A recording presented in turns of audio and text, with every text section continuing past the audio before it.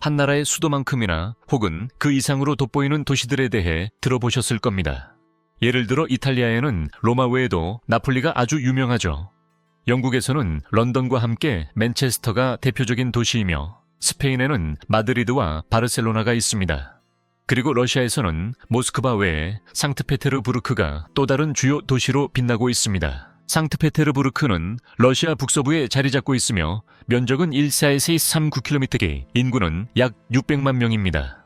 이 수치 덕분에 유럽에서 네 번째로 인구가 많은 도시가 되었죠. 러시아의 수도인 모스크바는 약 200만 명의 주민으로 2위를 차지하고 있습니다. 유럽에서 인구가 가장 많은 도시는 1,800만 명 이상이 거주하는 이스탄불입니다. 많은 러시아인들은 때때로 모스크바보다 상트페테르부르크를 더 선호하는데 이는 주로 지리적 이점 때문입니다. 이곳은 유럽과 가장 가까운 러시아의 주요 도시로 핀란드 바로 남쪽에 위치해 있고 에스토니아 같은 발트해 국가에서 차로 불과 2시간 거리입니다. 결과적으로 적절한 서류를 갖춘 상트페테르부르크 주민들은 2시간 내에 유럽 국가로 쉽게 여행하며 러시아와 유럽을 잇는 활기찬 라이프 스타일을 누릴 수 있습니다. 상트페테르부르크가 모스크바보다 나은 또 다른 장점은 바다로의 훌륭한 접근성입니다. 모스크바는 강만 가로지르는 반면 상트페테르부르크의 서쪽 끝은 핀란드만으로 활짝 열려 있습니다. 그 만 너머에는 발트해가 있어 도시의 귀중한 해상 접근성을 제공합니다. 물론 바다의 존재는 도시의 인기에 기여하는 가장 중요한 요소 중 하나입니다. 바다와 인접해 있으면 즐길 수 있는 활동의 수가 늘어납니다. 예를 들어 상트페테르부르크 주민들은 현지 해변에서 수영을 즐길 수 있지만 모스크바 사람들에게는 그런 선택권이 없습니다.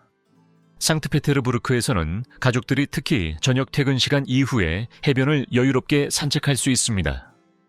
주민들은 도시의 해안가를 따라 스트레스 해소에 도움이 되는 상쾌한 바닷바람을 만끽합니다. 만약 상트페테르부르크의 여름이 조금만 더 길었다면 이곳은 러시아와 세계에서 손꼽히는 휴양지 중 하나가 될 수도 있었을 겁니다. 안타깝게도 여름은 짧고 날씨는 금방 서늘해집니다. 또한 상트페테르부르크는 바다와 접할 뿐만 아니라 네바강도 흐르고 있습니다. 이 강은 동쪽의 라도가에서 시작되어 도시를 세 갈래로 가르며 핀란드만으로 흘러 들어갑니다. 그 결과 상트페테르부르크의 서쪽 지역은 여러 섬으로 구성되어 있습니다. 이 섬들은 각각 고유한 이름을 지니고 있는데 그중 하나가 뉴홀랜드입니다. 뉴욕과 비슷하게 이 섬들은 다리로 연결되어 하나의 통합된 도시를 형성합니다. 도시 전체에는 총 42개의 섬과 작은 섬들이 자리하고 있습니다. 섬들 외에도 상트페테르부르크는 개 운하와 약 500개의 다리 덕분에 러시아의 베니스라고 불리기도 합니다. 이 운하들을 따라가다 보면 웅장한 양식으로 지어진 수많은 대저택을 발견할 수 있습니다. 이 저택들은 주로 국가의 부유층을 위한 거주지로 쓰이거나 투자용 호텔로 개조되곤 합니다. 상트페테르부르크의 가장 매혹적인 경험 중 하나는 바로 백야 현상입니다. 이것은 저녁이 끝없이 계속되는 태국 같은 곳의 화려한 밤문화와는 다릅니다.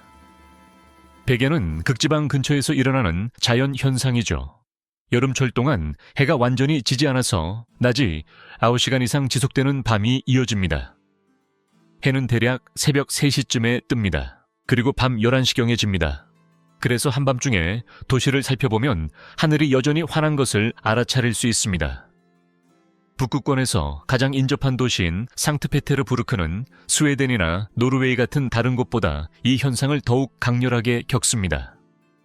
러시아인들은 5월부터 7월까지 이어지는 이 기간을 다양한 행사와 축제로 기념하며 도시를 거대한 엔터테인먼트의 중심지로 탈바꿈시킵니다. 음악, 춤, 조명쇼, 그리고 다채로운 시각적 볼거리들은 이 시기 상트페테르부르크를 세계 최고의 여행지 중 하나로 만들어줍니다.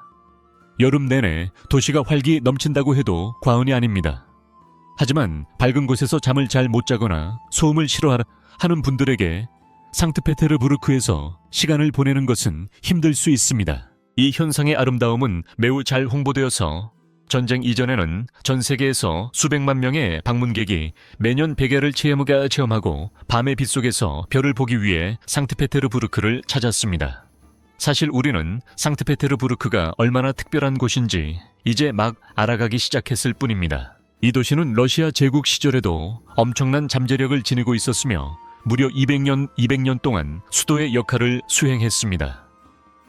1700년대 초반 표트르 대제에 의해 세워진 이 도시는 원래 단순한 늪지였습니다. 유럽 전역 특히 베니스를 여행하며 영감을 얻은 표트르 대제는 상트페테르부르크를 구상했습니다. 그는 상트페테르부르크를 운하를 갖춘 베니스의 버금가는 러시아의 도시로 여겼습니다. 그는 이곳을 유럽으로 향하는 러시아의 관문으로 보고 개발에 막대한 투자를 했습니다. 주목할 점은 1724년에 도시 최초의 대학이 설립되었다는 것입니다. 그리고 오늘날 40개가 넘는 대학이 이곳에서 교육 및 연구 기회를 제공합니다. 지금도 이 도시는 러시아 전역의 학생들을 끌어들이고 있으며 모스크바와 견줄만한 국내 최고의 공학 및 기술 대학들이 자리 잡고 있습니다. 도시에서 가장 명성 높고 오래된 교육기관은 상트페테르부르크 국립대학교입니다. 또한 제2차 세계대전 역사에 관심이 있다면 그 격동의 시기에 여러 포위 공격을 견뎌낸 도시 레닌그라드라는 이름이 익숙할 것입니다. 제2차 세계대전 중 엄청난 비극을 겪은 레닌그라드는 900일간의 포위 속에서도 굴복하지 않고 저항했습니다. 바로 그 레닌그라드가 다름 아닌 상트페테르부르크입니다. 여러분, 1924년 레닌이 사망한 직후 그를 기리기 위해 도시 이름이 레닌그라드로 바뀌었습니다. 이 도시는 소련 시절 내내 레닌그라드라는 이름을 유지했고 1991년 보리스 옐친 정부 시절 소련이 해체된 후에야 다시 상트페테르부르크로 이름이 변경되었습니다. 이 도시는 러시아에게 그저 평범한 도시가 아닙니다. 전 세계적으로 아주 잘 알려져 있죠. 상트페테르부르크는 역사를 거치며 놀랍도록 잘 보존되어 왔고 제정 러시아 시대와 소련 시대를 아우르는 러시아의 다양한 모습을 담고 있습니다. 이 유산의 가장 중요한 증거는 도시를 꾸미는 웅장한 건물들로 그 독특한 건축미를 자랑합니다. 상트페테르부르크를 방문하면 여러분은 휴대폰이나 카메라를 손에서 놓고 싶지 않을 겁니다. 한 걸음 내디딜 때마다 이전보다 더 아름다운 건축학적 경이로움을 마주하게 되어 사진을 찍거나 그 앞에서 포즈를 취하고 싶어질 것입니다. 도시의 놀라운 건축물들은 종종 흰색과 갈색 색조를 띠며 중심가를 끝에서 끝까지 장식하고 있습니다. 상트페테르부르크는 모스크바와 경쟁적일 뿐만 아니라 실제로 유럽의 많은 수도들을 능가합니다. 도시의 심장부인 넵스키대로는 상트페테르부르크의 생명선 역할을 합니다. 역사적이고 건축학적으로 풍부한 이 거리에서는 길 위에 쓰레기 하나 발견할 수 없을 겁니다. 이 지역은 도시에서 가장 눈에 띄고 지속적으로 잘 관리되는 곳입니다. 이곳의 건축물은 깊은 역사를 간직하고 있으며 종종 러시아 제국 시대로 거슬러 올라갑니다. 건물 하나하나가 저마다의 독특한 이야기와 의미를 지니고 있습니다. 이는 도시를 시각적으로 놀랍게 만들고 미적인 관점에서 모스크바와 견주어도 손색이 없습니다. 거리는 특히 근무 시간 동안 차와 보행자들이 분주히 오가며 사람들로 활기찹니다. 하지만 상트페테르부르크에서 당신의 시각적 즐거움을 진정으로 높여주는 것은 깨끗한 거리와 인상적인 건축물뿐만이 아닙니다. 모스크바 사람들과 견줄 만큼 이곳에 모이는 듯한 수많은 멋진 사람들 또한 그렇습니다. 러시아 사람들은 카페에서 친구들과 어울리거나 자신의 사진을 많이 찍으며 시간을 보냅니다. 거리와 공원은 언제나 활기차고 생명력 넘치는 분위기를 자아냅니다. 모스크바에서도 비슷한 풍경을 볼 수 있는데 그곳의 러시아인들은 자신의 외모에 자신감을 드러냅니다. 혼자 있는 사람을 보는 것은 드문 일인데 그들은 진정으로 사람들과 어울리고 새로운 친구 사귀는 것을 즐깁니다. 낮 동안 그들은 집에 거의 머물지 않습니다. 그들은 일하러 가고 저녁에는 상트페테르부르크의 활기찬 환경에 흠뻑 빠져듭니다. 빡빡한 스케줄과 사교 계획으로 그들은 멋지게 꾸미고 새벽 시간까지 즐깁니다. 밤이 되면 거리는 고급 차들로 가득 차는데 부유한 러시아인들이 그들의 화려한 자동차로 밤거리를 지배하기 때문입니다. 게다가 러시아인들은 밤낮으로 휴대폰에 빠져있는 모습을 자주 볼 수 있습니다. 친구와 대화하든 화면을 스크롤하든 그들은 자신의 기기에 셀 수 없이 많은 시간을 할애합니다. 저녁과 주말에 붐비는 상트페테르부르크의 공원들은 이 사람들이 얼마나 삶을 사랑하는지를 잘 보여줍니다. 이 도시는 다행히도 넓은 공원과 녹지 공간이 많아 수많은 공원 어디에서든 사랑하는 사람들과 좋은 시간을 보내기 쉽습니다. 이러한 장소에서 들려오는 음악 소리와 예술가들의 존재는 상트페테르부르크의 아름다운 분위기를 더욱 고조시킵니다. 상트페테르부르크는 수백 개의 박물관과 역사적 유적지가 있는 예술의 도시로 널리 인정받고 있습니다. 대표적인 명소로는 에르미타주 박물관, 카잔 대성당, 그리고 페테르고프 궁전이 있습니다. 이 중에서도 카잔 대성당은 그 웅장한 디자인으로 특히 눈에 띕니다. 초승달 모양을 한 이 성당은 1801년 완공된 이래로 당당히 서 있습니다. 이 도시는 여성의 90% 이상이 글을 읽고 쓸 줄 아는 매우 교육 수준이 높은 인구를 자랑합니다. 상트페테르부르크의 여성들은 교육 수준 용기 그리고 성역할 고정관념에 구애받지 않고 다양한 직업 경로를 추구하는 능력으로 알려져 있습니다. 러시아에서 가장 살기 좋은 두 도시 중 하나인 상트페테르부르크는 1억 4천 5백만 명의 국민으로부터 상당한 수요를 끌어모으고 있으며 이는 모스크바와 비슷한 수준의 급격한 임대료 상승을 유발합니다. 러시아 부동산 웹사이트를 확인해보면 월 75천 루블 미만의 아파트를 찾는 것은 거의 불가능하며 평균 가격은 종종 150천 루블까지 치솟습니다. 참고로 10만 루블은 대략 7천 달러에 해당합니다. 만약 여러분이 상트페테르부르크에서 침실 2개짜리 아파트를 임대할 계획이라면 약 7천 달러를 쓸 것으로 예상해야 합니다.